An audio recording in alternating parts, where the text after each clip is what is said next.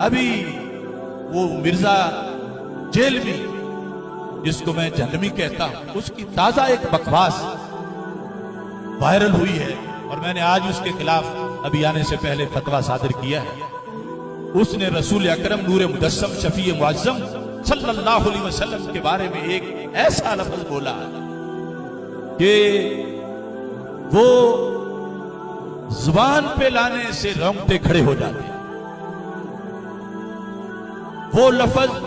100% توہین رسالت پر مشتمل ہے، اور وہ لفظ جو اپنی زبان سے سرکار کے بارے میں بولے کافر بھی ہو جاتا ہے، مرتد بھی ہو جاتا ہے۔ اور پھر اس نے کرسچن لوگوں کا حوالہ دے کر یہ کہا کہ وہ اس طرح کہتے ہیں، اور پھر اپنی ایک مسئلے کی دلیل کے طور پر اپنے طرف سے پیش کر رہا تھا، جبکہ کرسچن جب ان کا جواب آیا کہ ہمارا تو کوئی ایسا مذہب نہیں کہ ہم یہ لفظ اللہ کے رسول حضرت محمد مصطفیٰ صلی اللہ علیہ وسلم کے لیے بولیں، تو ہم نے اس فتوے میں مطالبہ کیا کہ 295C کے تحت اس پر FIR درج کی جائے اور اس کو سزائے موت دی جائے۔ کیا آپ سب کو یہ بات منظور ہے؟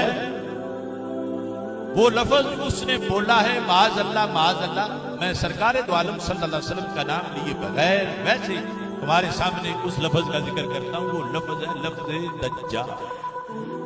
دجال کا لفظ، معاذ اللہ ثم معاذ اللہ۔ اور اب مجھے پتا چلا، میں نے رستے میں سنا کہ وہ تعویل کر رہا ہے کہ میں نے دجال سے مراد وہ کانا دجال جو آخر میں آئے گا وہ نہیں لیا، میں نے تو اس سے مراد کذاب لیا ہے۔ تو یہ عذر گناہ بدتر از گناہ ہے۔ اگر اس نے دجال سے مراد کذاب بھی لیا ہے، سرکار کی طرف وہ نسبت کر رہا ہے اس لفظ کی، تو یہ بھی 100% توہین رسالت ہے، اور کسی لحاظ سے یعنی اس کو کوئی چھوٹ نہیں دی جائے گی۔ یہ لفظ اگر وہ یہ تعویل کرتا ہے تو پھر ہمارا تو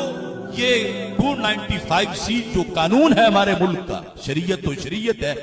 اس قانون میں ہے کہ اگر کوئی کرسچن بھی یہ لفظ بولے گا سرکار کے بارے میں اس کو سزائے موت دی جائے۔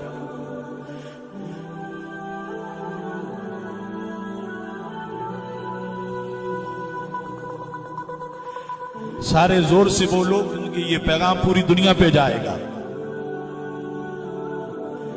گستاخ نبی کی ایک سزا، سرتن سے جدا، سرتن سے جدا، گستاخ نبی کی ایک سزا، سرتن سے جدا، سرتن سے جدا، گستاخ نبی کی ایک سزا۔ سرتن سے جدا، سرتن سے جدا۔ تو جن کا حوالہ دے کر جسے مقیس علیہ بنا کے وہ بات کر رہا ہے کہ وہ اس طرح کہتے ہیں، تو میں نے بھی کہا ہے اگر وہ بھی کہیں، ان کا تو قول آج تک سامنے آیا نہیں، لیکن پاکستان میں یہ بکواس اگر ان میں سے بھی کوئی کرے گا اس پر بھی توہین رسالت کی FIR کٹے گی اور اس پر بھی 295C لگے گی۔ تو یہ آج اس نے جو تعویل کی ہے معاذ اللہ، اس میں بار بار پھر